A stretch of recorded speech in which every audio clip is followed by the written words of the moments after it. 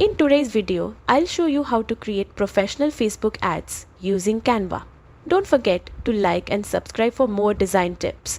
Start by logging into Canva and typing Facebook ads in the search bar.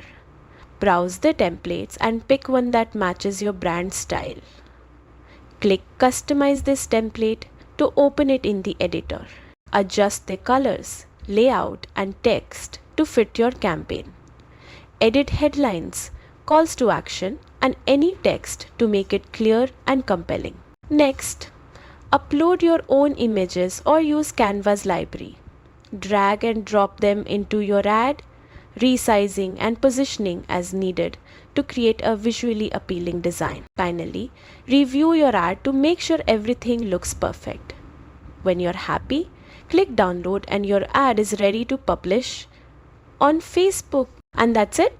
You've successfully created an eye-catching Facebook ad with Canva. Thanks for watching. Don't forget to like, share and subscribe for more Canva tips.